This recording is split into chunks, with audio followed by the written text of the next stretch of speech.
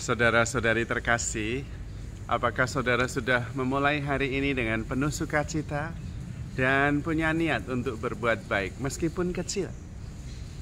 Semoga Tuhan memberkati niat baik saudara. Saya seringkali mendengar banyak orang yang membutuhkan konsultasi, ingin didengarkan, dan saya merasa persoalannya begitu rumit. Dan banyak yang mengalami kerumitan dalam persoalan hidup ini. Saya sendiri heran karena saya merasa bahwa hidup itu menakjubkan. Hidup itu ada persoalan iya, tetapi dibandingkan dengan berkat, dengan sumber sukacita yang ada, tidak sebanding sama sekali. Kalau saya menghitung-hitung, berkat yang saya hitung itu selalu lebih banyak. Kalau ada penderitaan atau sesuatu peristiwa yang membuat saya menderita, misalnya ada 100 saya hitung, tapi jarang 100 yang menyebabkan penderitaan. Dan ketika saya hitung yang membuat saya bersuka cita ternyata 1000, ribuan. Jadi nggak seimbang. Maka menurut saya selalu bisa menemukan sukacita dan kegembiraan dalam peristiwa setiap hari. Malah kalau mau jujur, sebetulnya saya ini, dan menurut saya juga saya percaya Anda semua baru menggunakan potensi yang ada pada kita. Setiap manusia ini kurang dari 30%. Itu pasti. Karena kita terdiri dari badan, jiwa, dan roh. Kita kebanyakan menggunakan potensi-potensi ragawi, badaniah. Itu kalau kita memanfaatkan 100%, itu juga baru 30% dari keseluruhan diri kita. Nah, padahal tidak. Kita belum memanfaatkan segi fisik kita secara 100%. Kalau kita memanfaatkannya, kita bisa sehat, ototnya kuat, nafasnya panjang, jantungnya sungguh-sungguh normal dan kuat. Kalau kita sungguh-sungguh memanfaatkan yang jasmani. Salah satu contohnya. Tapi itu pun belum. Karena kita sebetulnya bisa lari 100 meter dalam waktu kurang dari 10 detik. Karena orang lain bisa, berarti kita bisa, itu potensi manusiawi. Dan kita belum memanfaatkan, hanya itu saja secara maksimal. Juga pikiran. Pikiran kita belum memanfaatkan secara sepenuhnya. Itu kurang dari 50%. Maka banyak sekali pikiran-pikiran yang justru membuat kita tidak bahagia. Kalau bisa mengatur pikiran kita, membuat kita lebih tenang, dan pikiran kita bekerja untuk kita, bukan melawan diri sendiri, wah, kita bisa bahagia.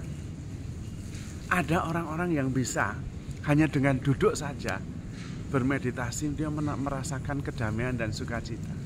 Nggak buat apa-apa loh itu. Nah, kita kan belum. Tapi kita bisa.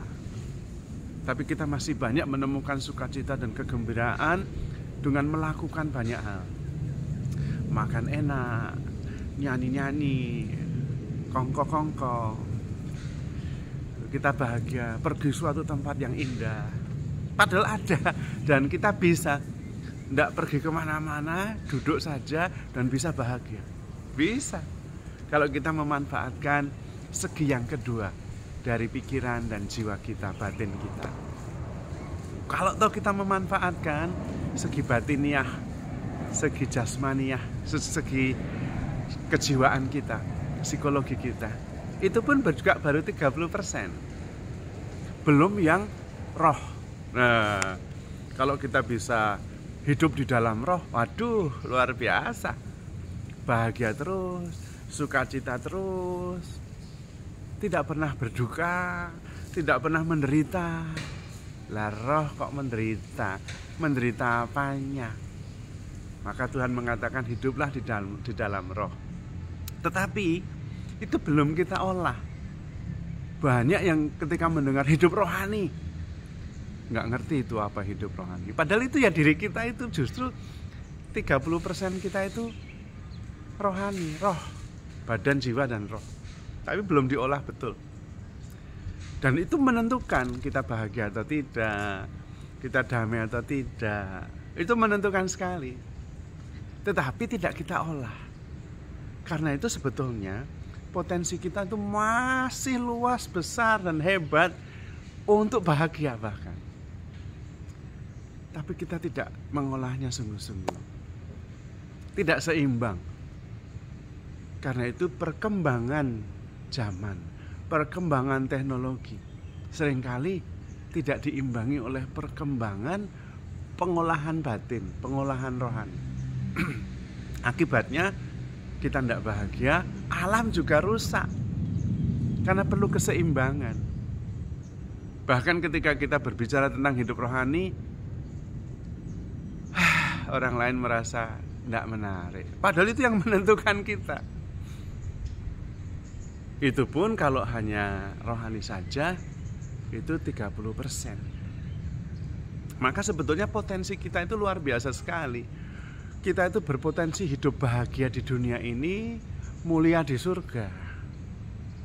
Sayang bahwa kita sendiri tidak sungguh-sungguh mengolahnya. Ada banyak hal yang tidak kita olah dengan baik. Maka saya hanya ingin memberi motivasi. Kalau kita berduka dan menderita, itu berarti kita belum sungguh-sungguh memanfaatkan potensi kita yang ada, terutama potensi rohani kita. Padahal potensi rohani kita itu mengatasi penderitaan, mengatasi penyakit, mengatasi kesulitan, segala macam. Roh, hidup di dalam roh itu kelihatan dari buah-buahnya. Sukacita, damai sejahtera, pengampunan, kesabaran, penerimaan, syukur. Wah, itu membahagiakan sekali. Dan kita bisa, sangat bisa, karena kita mempunyai potensi itu, hanya belum dimanfaatkan saja. Kalau kita bisa mengerti, terbiasa dengan hidup rohani, ya yang ada adalah damai sejahtera, sukacita, kasih, syukur, penerimaan. Bahkan bisa mengalami setiap peristiwa setiap hari saja sudah penuh syukur. Kesulitannya adalah untuk bahagia itu jalannya mencintai. Yang mencintai akan berbahagia. Sesederhana itu. Tapi persoalannya, orang itu sulit sekali mencintai. Sulitnya minta ampun. Padahal tahu bahwa itu membahagiakan. Lawan cinta itu egois. Tapi yang dipilih malah yang egois itu. Persis yang tidak membahagiakan. Cita-citanya bahagia, tapi jalan yang dipilih adalah jalan yang melawan kebahagiaan. Lah piye coba? Dan itu berarti kita belum memanfaatkan potensi kita untuk berbahagia, untuk bersyukur, hidup dalam damai. Mencintai itu justru berlawanan dengan egoisme. Dan pada waktu itu justru kita bahagia. Saya tidak tahu, bagi saya itu sangat mudah dan menggembirakan. Karena memang sepanjang hidup saya itu memikirkan orang lain. Dari pagi sampai tidur. Ternyata itu tidak berat, malah membebaskan. Bangun misa, memimpin umat untuk bersyukur, wah membahagiakan. Kemudian siang menemui tamu yang mau konsultasi, yang bermasalah, mendengarkan, memberi nasihat, membahagiakan. Malam memimpin lagi sembahyang atau mengajar, memberikan motivasi, memberikan harapan bahwa kita bisa bahagia. Semuanya urusan orang lain. Ya ada urusan sendiri tapi sedikit. Ternyata itu membahagiakan, membebaskan. Tapi kalau mulai mikir tentang diri sendiri, oh malah lalu kecewa, cemas, gelisah. Tidak tahu ya, kalau menjadi romo itu mudah. Kalau menjadi awam saya tidak tahu. Tapi intinya sama. Memikirkan diri sendiri dan egois menuju ketidakbahagiaan, kegelisahan, kekhawatiran.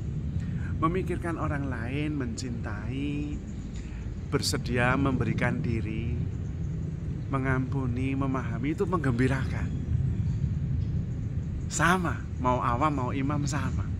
Dan dari pengalaman Justru semakin sedikit memikirkan tentang diri sendiri, semakin bebas, semakin bahagia. Apalagi mulai memikirkan dan fokus pada hidup rohani. Wah,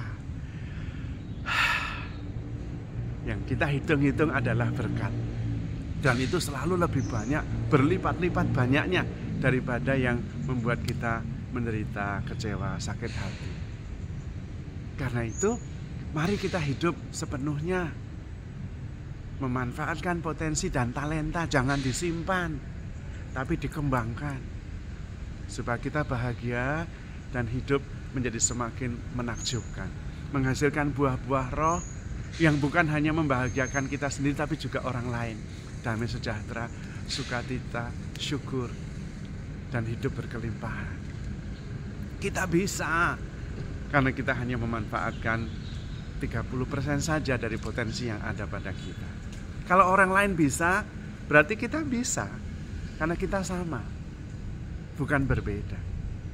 Tergantung apakah kita mengerti dan mengolahnya dengan baik, dan menyadari bahwa Tuhan bersama kita, membimbing dan menuntun kita untuk hidup sepenuhnya, hidup di dalam roh, penuh sukacita, penuh damai sejahtera, penuh kelimpahan. Jadi jangan berduka, jangan bersedih, jangan negatif. Ada, tapi nggak harus berlebihan.